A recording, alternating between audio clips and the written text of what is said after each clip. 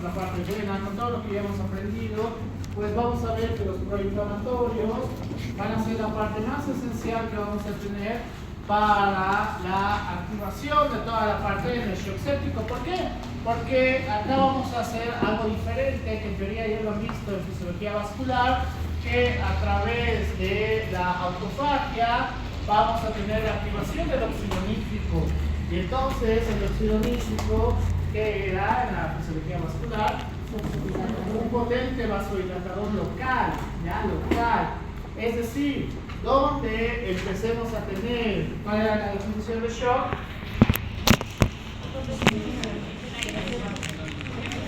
Ya, perfusión tisular inadecuada, ¿ya?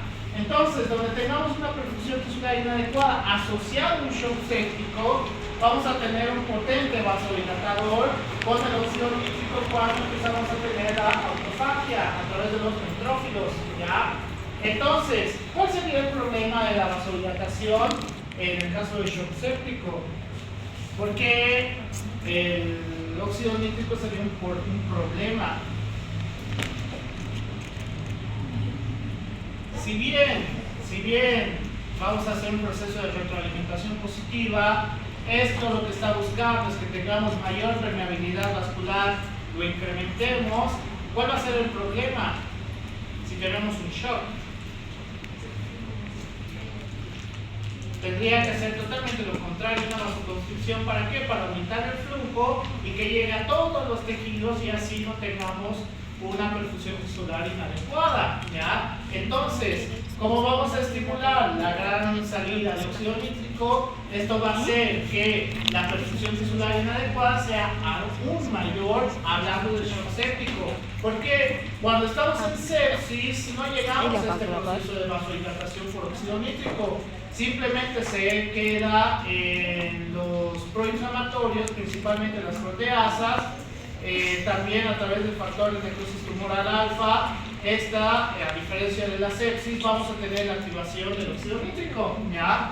Por el cual, el problema del shock séptico es una de las características que vamos a tener hablando de la psicosintomatología del shock, tanto en el shock primario, en el shock inicial y en el shock tardío. Pues el óxido nítrico nos va a marcar también las pautas de la psicosintomatología, ¿ya? Por ese motivo tenemos que tener mucho cuidado con el shock séptico, a diferencia de los demás. ¿Por qué? Eso te dice el libro. Tenemos que tener un especial cuidado a esto. ¿Por qué? ¿Por qué creen? ¿Por qué?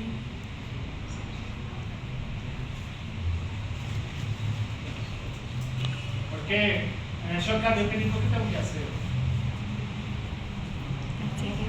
Ya hemos pasado la parte. ¿Qué? Dilo sin miedo. ¿Qué tengo que hacer en un shock cardiogénico?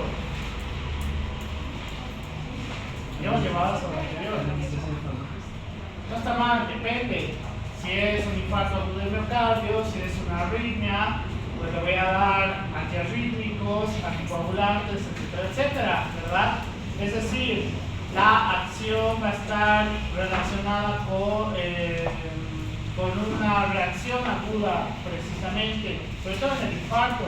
En cambio, en el shock séptico, ¿cuál sería el gran problema?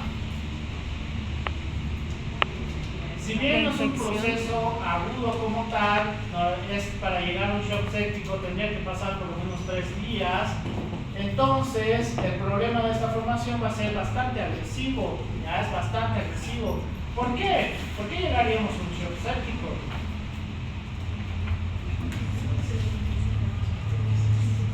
¿Por qué llegaríamos a un shock séptico? Por el daño celular. ¿Qué? Bien, número 1, ya, infección. Entonces, ¿cómo llegaríamos a shock séptico? Igual se mostraron en mis diapositivas de estudiantes del primer semestre. Porque para llegar a un shock séptico vamos a seguir un proceso, ¿ya? No es que de una infección vamos a llegar a un shock séptico directamente. Entonces, en todo ese proceso que ha pasado, puede pasar 2 cosas. ¿Cuáles? Una es culpa del médico, la otra no.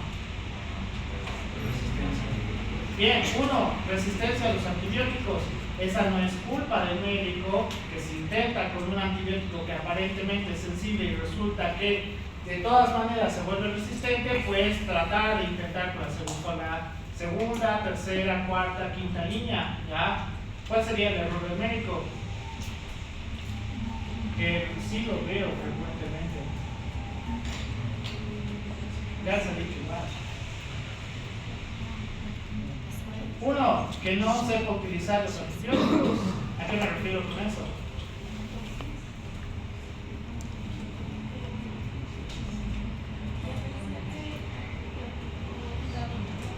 Por ejemplo, digamos, Williams está tosiendo, le voy a dar penicilina. Así debería ser como de antibióticos. Si tose, ¿bajo qué concepto debería dar penicilina? Sí, es un poquito más específico. No, ¿Es expectoración? no, tampoco. Hasta el COVID te causa expectoración. Infección. Sí, pero hay una prueba fácil que todo el mundo hace. ¿Alergia? No. Alergia no. ¿Para qué le daría penicilina que quiero eliminar? Para Ya, ver teniendo bacterias. Entonces, si es una enfermedad respiratoria, ¿cómo puedo comprobar que es una enfermedad respiratoria a partir de una bacteriemia? por una estereometría. Líquido, que se puede decir. Espirometría. Cultivo, mucho. Imagínate que hagan cultivos para cuando están con dos. No, es algo sumamente sencillo. No les han enseñado. Ya, ¿qué enfermedades te pueden causar todos? Voy a volver a lo mismo. Tuberculosis. Bien, ya, tuberculosis, neumonía, COVID. COVID, Ole. influenza, resfrío común, ¿qué más? Alergias, ¿qué más? ¿Y cómo sé cuál es cuál? ¿Cómo sé cuál es origen y cuál? Para no alargar tanto esto, pero es importante que sepan y espero que lo repliquen.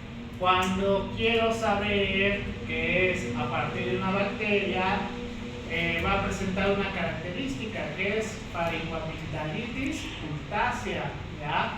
Es decir, a partir de las amígdalas las van a ver totalmente inflamadas y con secreción. Cuando tenemos secreción, la parte viral no hace eso, por si acaso. El COVID, la influenza, el resfrío común no hacen faringoamigdalitis cultácea. Eso es de origen netamente bacteriano, ¿ya? Entonces, si Williams, digamos, le revisamos, solamente tiene que decir, con el bajalenguas, reviso y veo sus amígdalas y evidentemente es faringoamigdalitis cultácea, ahí es correcto que le dé penicilina, ¿sí o no? Sí, porque es algo bacteriano, ¿ya? Ahora, así como ustedes han supuesto un montón de cosas, y tiene todo, no sé, tiene tuberculosis, tiene influenza, tiene COVID, tiene un montón de cosas. Si yo le doy penicilina, ¿serviría de algo? No. No, ¿por qué? No sé si habrán llevado esa parte. Porque no todo, no la. O sea, con micro ya deberían saber más cómo se. ¿Por qué no? Porque la penicilina no toma todas las bacterias en sí. La acción del fármaco Exacto. causa destrucción de una parte específica del agente causal. Por ejemplo, los virus tienen una pared bacteriana como tal. No. ¿Por qué no? Porque son No son bacterias. Son virus. Qué inteligente. Entonces, por ese motivo, la segunda causa que podemos llegar a un shock séptico es que el médico te diga, te voy a dar penicilina y con eso te va a pasar, ¿ya? Podemos llegar a un shock séptico a través de algo viral. Ya hemos llevado este tema por si acaso. ¿Podríamos? Sí, podríamos. ¿Por qué? No resistencia como tal.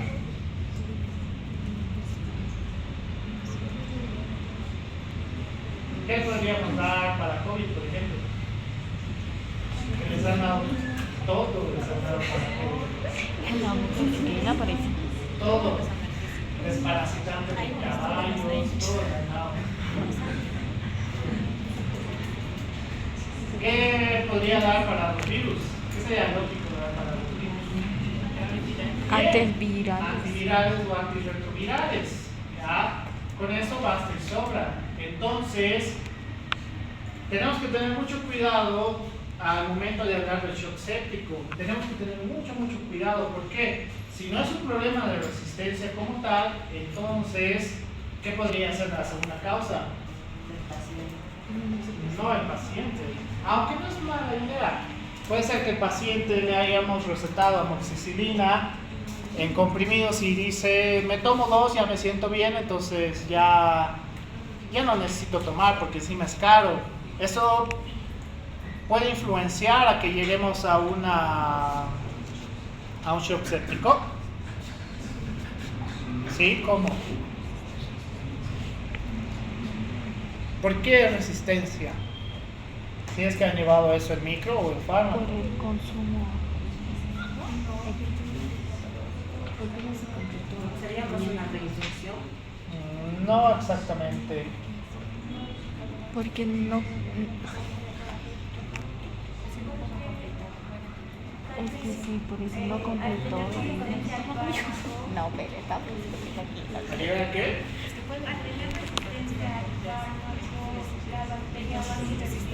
Es que algo dijo de la resistencia. Espera, déjame pensar en dolor, ha dicho eso.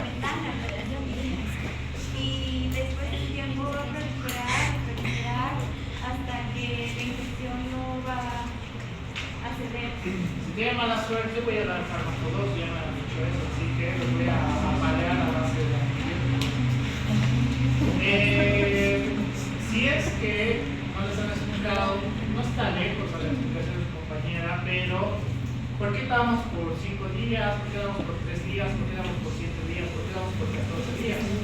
Para no crear una Uno, resistencia. la acción antibiótica. ¿Ya? La acción antibiótica. Es decir, cada antibiótico tiene una acción. Destrucción del ARN, destrucción del ADN, destrucción de la pared celular, etcétera, etcétera. Para lograr una destrucción total de todas las bacterias, tiene que cumplir un mínimo de días. ¿Ya? Entonces, si yo me siento bien a los 2 días después de tomar antibióticos, pero resulta que para hacer una eliminación total de las bacterias tengo que tomar 5 días, ¿qué va a pasar con el resto de los días? Pueden hacer resistencia bacteriana. ¿Ya? ¿Por qué? Porque han sido expuestos a un antibiótico que sí puede destruir esa bacteria y entonces a base de eso pueden hacer resistencia bacteriana. Por ese motivo se tiene que cumplir el tiempo. Así te sientas bien, así te sientas excelente, ya no tienes tos, ya no tienes nada. Tienes que cumplir los días de antibiótico por ese motivo, ¿ya? Porque funciona así. Creo que al siguiente semestre les toca antibióticos, no me acuerdo. O si nos toca eso. No me acuerdo. No revisamos bien. Entonces tenemos que tener mucho cuidado en estos casos. Lo segundo peligroso que vamos a tener es el proceso de coagulación. ¿Por qué? ¿Por qué el proceso de coagulación? En el shock séptico vamos a tener mayor coagulación o menor coagulación.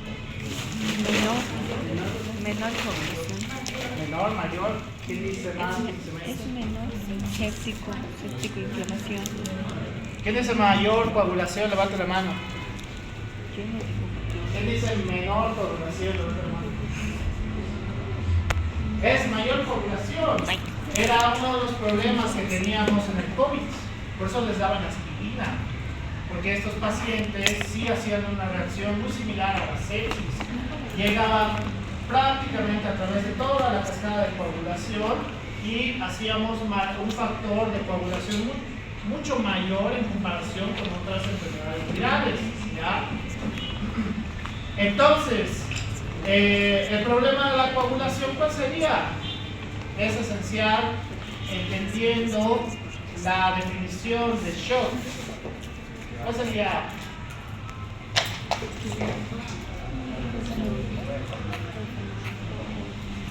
Ya, uno, formación de trombos, ¿qué más? Si vamos a estimular la coagulación, vamos a tener una reducción del flujo también. ¿Por qué?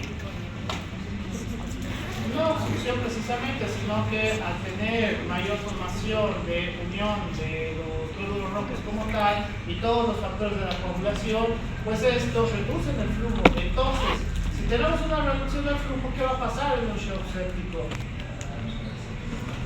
Menor oxigenación tisular, ¿ya? Entonces, aparte de dar el antibiótico, ¿qué también tendríamos que dar? Anticoagulantes. ¿Saben la diferencia? No he revisado su diseño instruccional, así que estoy viendo si carga y voy a revisarlo más tarde. Y si ya he llevado esto, pues lo voy a trazar el doble. ¿Cuál es la diferencia entre un anticoagulante y un antiplaquetario? Díganme, un anticoagulante y un antiplaquetario.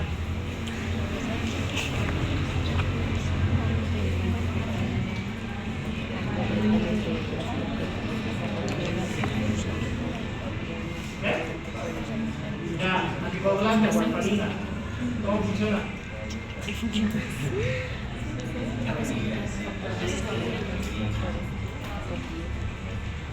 A través de la cascada de coagulación. Bien. Antiplaquetario. Hay uno muy común que usan. Bien. La aspirina es uno de los más comunes como antiplaquetario. Entonces, si el problema viene a través de la cascada de coagulación, ¿qué deberíamos dar? ¿Un anticoagulante o un antiplaquetario? Un anticoagulante. Si el problema va a venir a partir de las plaquetas, ¿qué deberíamos darle? Antiplaquetario. Entonces, en el COVID, a través de estos problemas, por eso hemos empezado a dar aspirina. ¿Ya? Por eso hemos empezado a dar aspirina. ¿Por qué? Porque la reacción que daba el COVID era muy similar a procesos sépticos, inclusive con shock séptico. No llegaban a los shock sépticos per se porque ya empezaban con cianosis central antes de llegar a todo esto. Entonces se ha visto que dando aspirina reducíamos el impacto de formación en pro de la coagulación, ¿ya?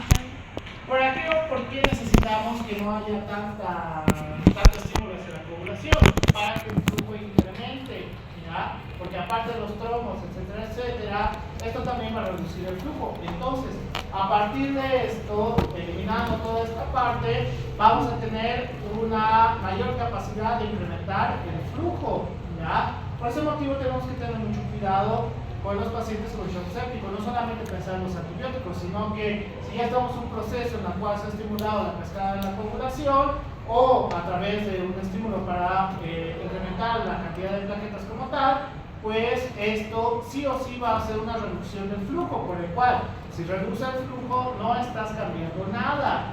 Vamos a tener sí o sí una disminución de la perfusión tisular como tal, ¿ya? Qué bien. ¿Podemos tener problemas hormonales a partir del shock séptico? Sí.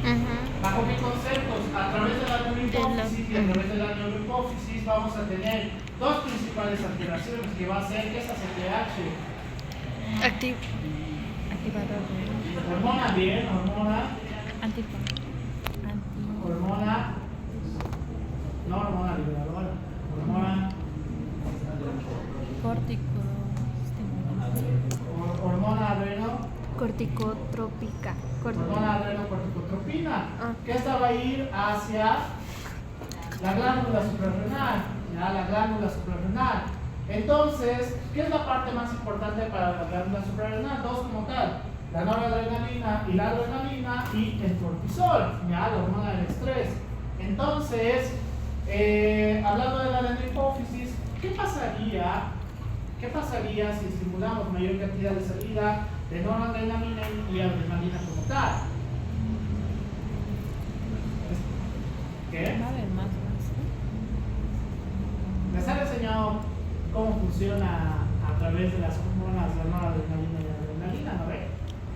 O sea, me he puesto el cuadro que normalmente les pongo a los de Fisio 2 porque en teoría ustedes ya lo saben.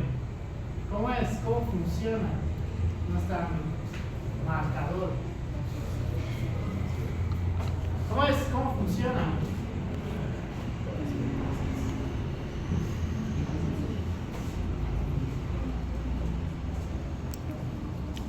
Es un cuadro, hay en el Guyton y hay en el Mender.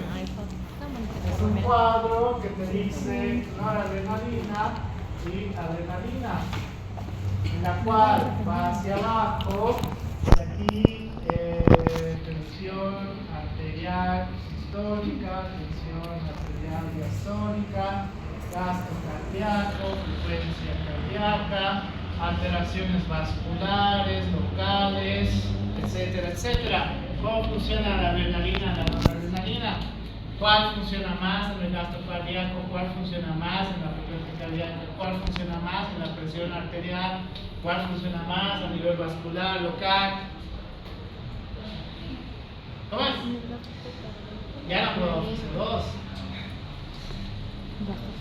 Ese es el nivel que les exijo a las ratas de fisiología 2.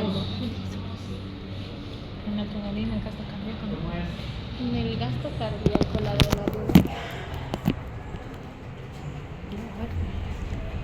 Y como hombre, No sé si lo tengo aquí, a ver, espera.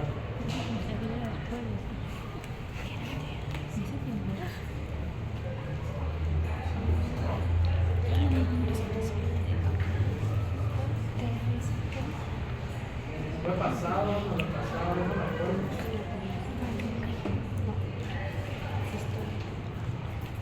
Ya me acuerdo por qué me lo la trajo. adrenalina es similar. Gracias. Gracias, compañerita. Oh, muchas gracias. ¿En serio no les han enseñado así cómo funciona la adrenalina y la adrenalina? Ni lo del cortisol, ¿no ves? Dime.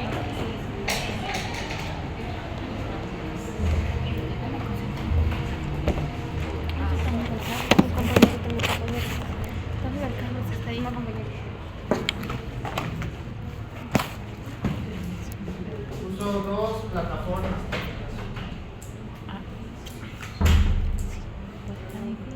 Qué pena volver a Fisio 2. Me decepciona todos. ¿Saben cómo funciona esto, no ve? No estoy hablando a la nada.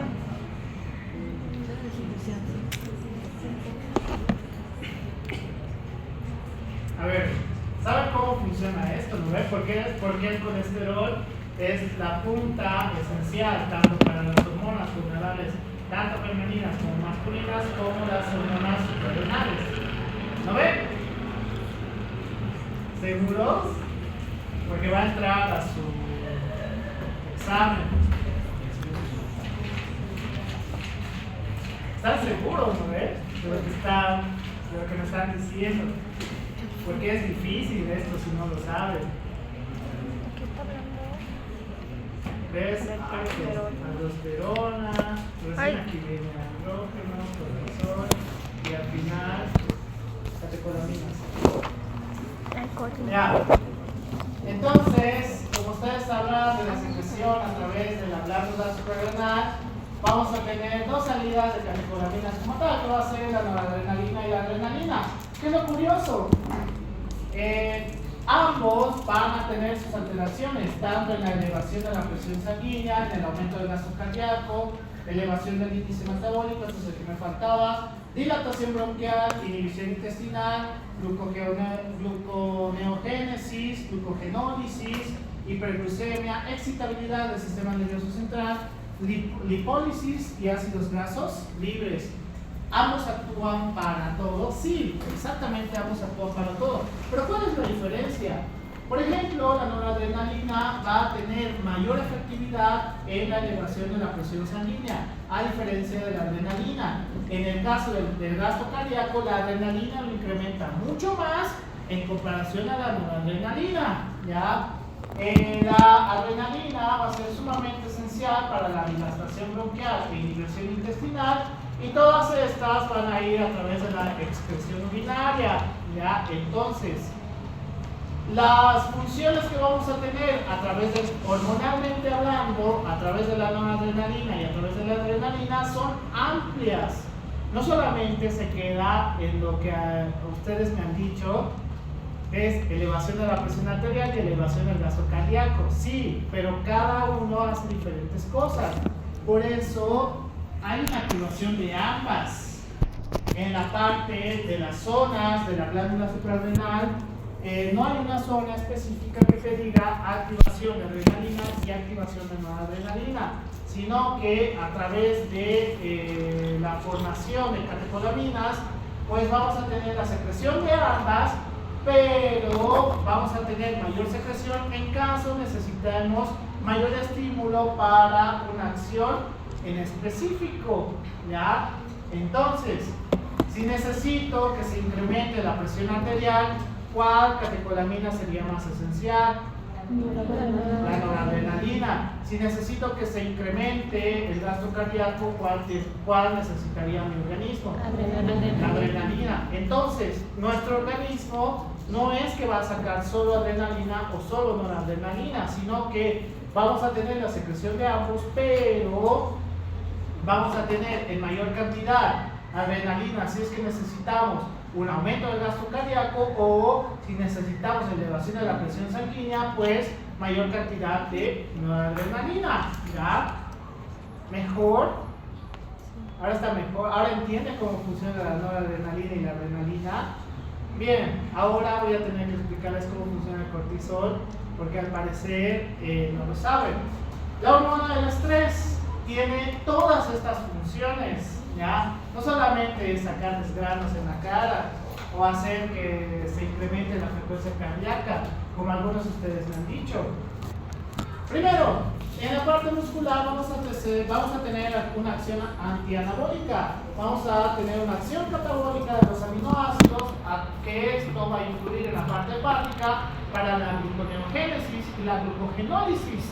Entonces, como vamos a tener el estímulo de la gluconeogénesis y la glucogenólisis, pues vamos a tener mayor cantidad de deposición de lípidos como tal. ¿Cuál es el problema de los lípidos? Que ya lo he dicho un montón de veces.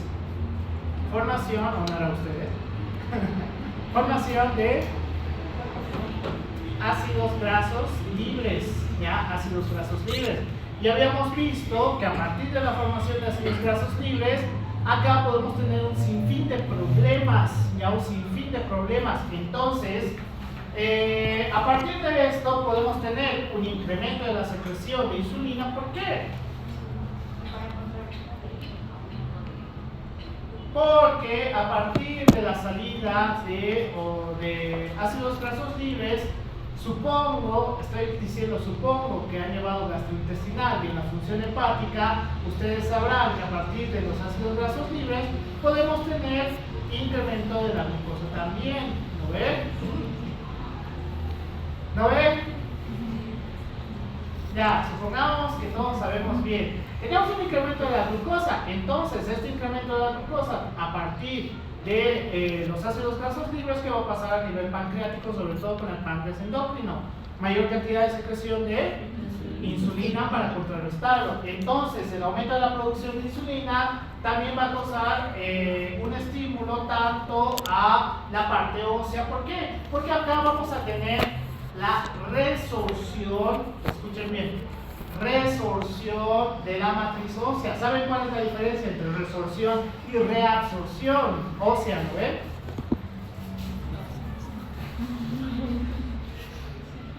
Resorción, reabsorción. ¿Cuál es la diferencia? Resorción. A ver, Mauricio. ¿Resorción es qué? No específicamente. A través de los osteoclastos, pues ya no vamos a tener formación de osteoclastos como tal, ¿ya? A eso nos vamos a referir con resorción, ya no es pérdida como tal. Entonces, esto va a causar que tengamos una menor cantidad de calcio como tal, por el cual vamos a tener una resorción del calcio, también una pérdida del calcio en la parte ósea. Esta pérdida de calcio va a hacer que en la parte circulatoria tengamos mayor cantidad de calcio, por el cual en la parte renal vamos a tener dos estímulos que va a ser mayor cantidad de absorción de agua y mayor cantidad de absorción de calcio, por el cual vamos a tener mayor retención de sodio y pérdida de potasio. Entonces, todo esto va a hacer que se incremente el flujo. ¿Por qué? Porque tenemos mayor absorción de agua, ¿ya? A nivel renal vamos a tener un incremento del flujo renal. Entonces, esta función va a ser muy importante. ¿Por qué? Si aumenta el flujo a nivel renal, ¿qué va a pasar? Aumenta la presión. ¿Aumenta qué? La presión arterial, no, estamos lejos todavía. Algo más simple, renal. Mayor filtración, y a la mayor filtración que vamos a tener, mayor eliminación a través de la vía urinaria, ¿ya? Entonces, ya tenemos mayor retención de sodio y pérdida de potasio dentro de la lisis del nódulo linfático. Al principio tenemos un aumento de la liberación de los anticuerpos, eso hablando de cortisol, pero al final, asociado a toda la liberación que tenemos, vamos a tener una disminución de la producción de los anticuerpos, ¿ya? También esto va a afectar a la parte de la coagulación. Vamos a tener una inhibición de los factores que estimulan la coagulación como tal. Además que vamos a tener disminución de la producción de interleucina, disminución de la capacidad de neutrófilos, de la captación, de neutrófilos, y una disminución de la fagocitosis de los neutrófilos, por el cual vamos a tener una acción antiinflamatoria, ¿ya? Y dentro del sistema nervioso central vamos a tener un estímulo para mayor sinapsis. Hasta acá, pues prácticamente todo suena excelente para la parte del cortisol. ¿Qué pasa si estimulamos inadecuadamente? Número uno, en la parte del músculo, cuando tienes niveles de estrés inadecuado, ¿qué creen que no va a pasar? Ya ya no podemos hacer una adaptación celular que la mayoría de varones quieren. Hipertrofia. Cuando hay niveles de cortisol por encima de tu tolerancia de el estrés, así hagas pesas con 100 kilos, tus brazos van a seguir siendo fideos. ¿Ya? ¿Por qué? Porque ya no hay una alimentación adecuada a través del músculo. Por eso acá, paréntesis, se recomienda que tomen creatina, ¿ya? Se recomienda que tomen creatina. En la parte hepática, como vamos a tener gran salida o un incremento de la glucosa como tal, ¿cómo puede afectar la glucosa a la funcionalidad normal?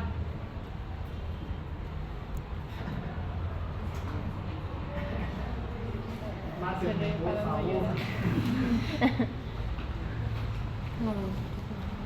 ¿Cómo afecta la glucosa? ¿Qué? Si has dicho cirrosis, ya te iba a matar. ¿En qué? Porque es malo que tengamos glucosa elevada. No. Diabetes. ¿Por la diabetes? No exactamente. Ustedes pueden tener glucosa elevada, pero no tienen diabetes. Precisamente, ¿no ven? Puede ser un factor para a la larga tener diabetes. No diabetes per se, ¿no ven? Sino que a la larga, con tanto estrés, con tanta salida de glucosa y tanta salida de insulina, ¿qué va a pasar? Resistencia de insulina, y entonces vas a tener diabetes mellitus tipo 2, cuando tus niveles de estrés sobrepasan tu capacidad. Y es bien clarito, sobre todo los oficinistas se nota, no tengo nada contra los oficinistas, empiezan a tener una característica de resistencia a la insulina. acantosis nigricans, ya, acantosis nigricans.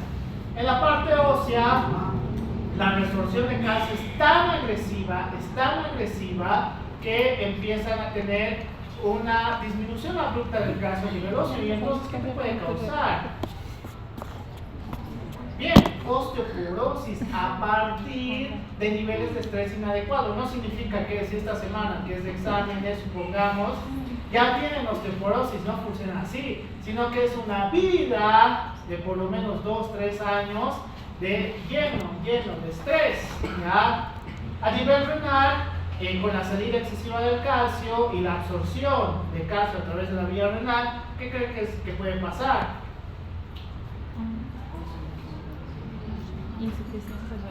Litiasis renal.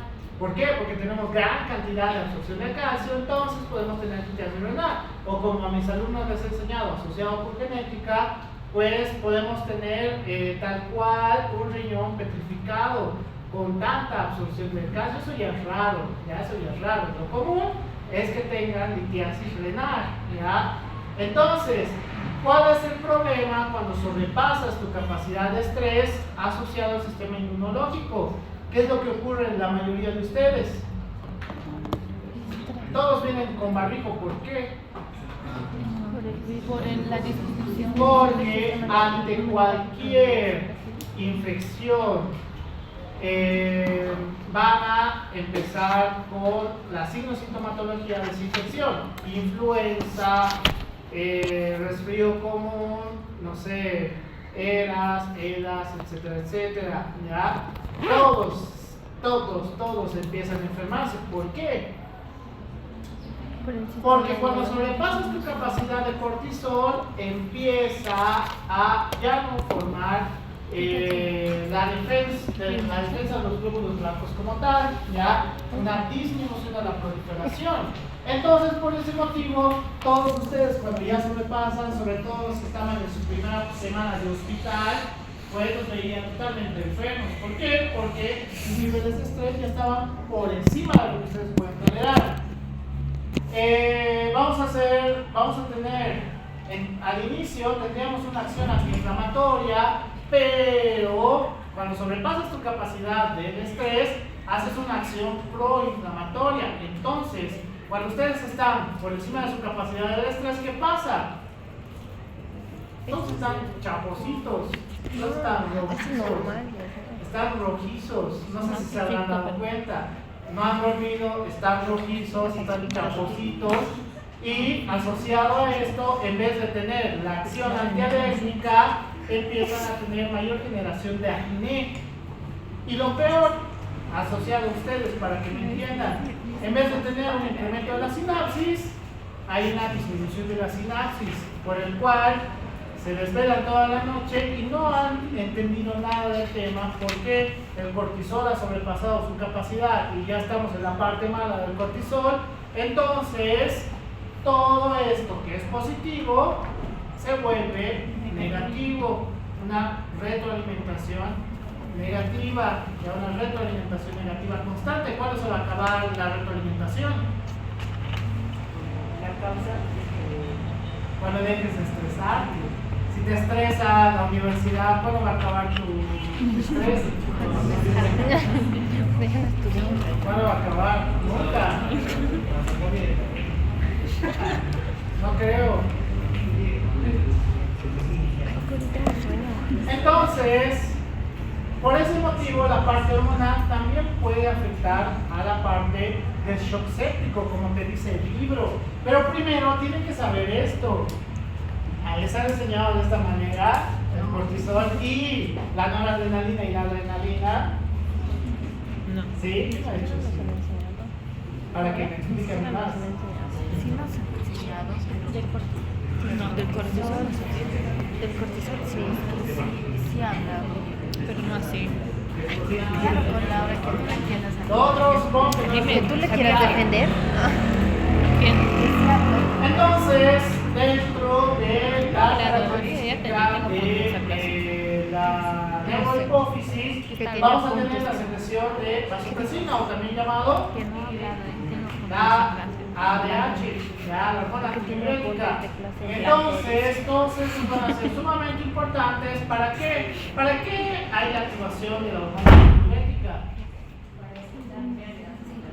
Porque ya habíamos visto que en la parte de shock, en la gran mayoría de shock, vamos a tener una pérdida, ¿ya? Entonces la hormona antidiurética actúa justamente para evitar mayor cantidad de pérdidas. Pero ¿cuál es el problema? Y como supongo les han debido enseñar, porque yo sí les he enseñado en Fisiología 1, los que he llevado conmigo, la hormona antidiurética también puede ser un medio de activación. ¿Para qué? Para el sistema renina-angiotensina-aldosterona, ¿ya? Entonces se activa el sistema renina-angiotensina-aldosterona y ¿qué va a pasar? ¿Qué es el efecto grande que va a tener? Aumenta el flujo, ¿ya? Aumenta el flujo.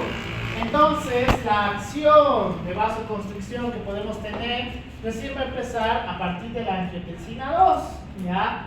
Todo lo demás con la aldosterona, la angiotensina 1, la enzima convertidora de angiotensina, pues no hace grandes cambios como tal, sino que a partir de la angiotensina 2, pues sí vamos a tener una acción como tal, ¿ya?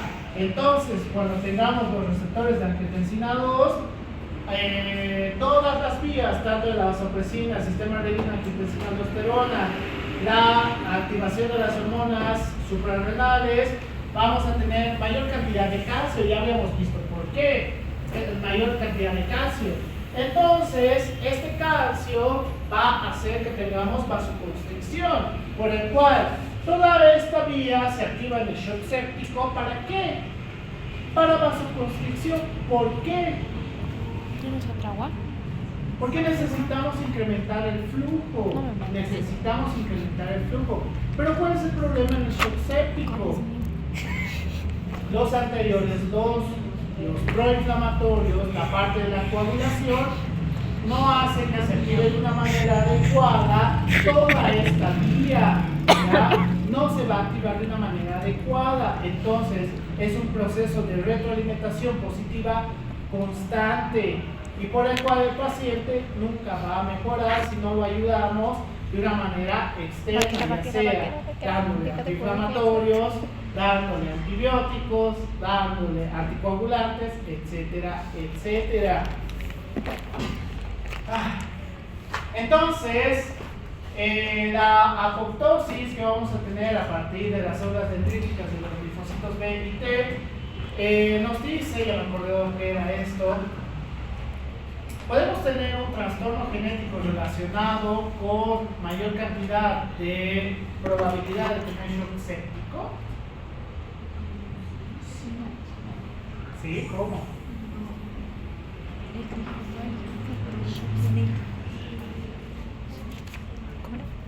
Se ha visto que podemos tener a través de las citocinas antiinflamatorias que podemos tener trastornos genéticos en las cuales se inhiban estas partes. Si ya no tenemos citocinas antiinflamatorias, ¿qué va a pasar? Proceso inflamatorio, ¿ya? Proceso inflamatorio. Entonces, esto puede ser uno de los factores en los cuales ya no podemos llegar a una apoptosis como tal o una expansión de los linfocitos T reguladores. Vamos a volver al principio, ¿ya? En la cual el daño que tengamos a esta célula sea tan agresiva que llegamos a una necrosis, también asociado a la mala perfusión tisular que tengamos o perfusión tisular inadecuada, ¿ya? Por el cual el shock séptico es de los shocks más complicados que vamos a tener. Sí, es de los más complicados que vamos a tener, pero para llegar al shock séptico, realmente el camino hasta el shock séptico ha habido un montón de errores en ese proceso, ¿ya? Un montón de errores en ese proceso.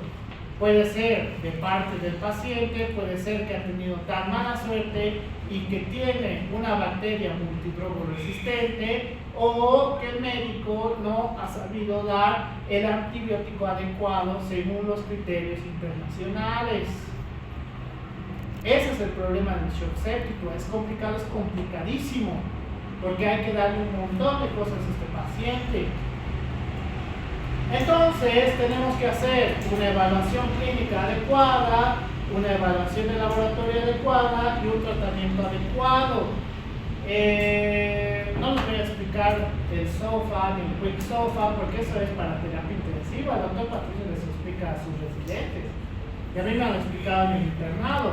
Pero lo que sí les voy a decir, el SOFA y el Quick SOFA nos puede ayudar a determinar cuál es la probabilidad del paciente a sobrevivir o el daño que tiene en caso de shock séptico. ¿Ya? El Quick SOFA nos va a ayudar para la probabilidad de supervivencia dentro de la terapia intensiva, no se hace fuera de la terapia intensiva por si acaso. Ya, no sé, que yo lo vea a Williams y ya creo que está con faringoamictis pultácea, le haré un Quick SOFA. Así no funciona, ¿ya? Así no funciona por si acaso, porque así uno de mis internos me ha querido engañar. De hecho, Quick SOFA no está perfecto, porque ha venido por un resfrío. O sea, estaba mamando el interno, entonces a ese interno yo lo tuve que castigar seguramente para que entienda que no esté engañando a las otras personas, ¿ya? ¿Cuál es el problema de que no podamos solucionar la infección como tal? Podemos llegar a un síndrome de respuesta inflamatoria sistémica.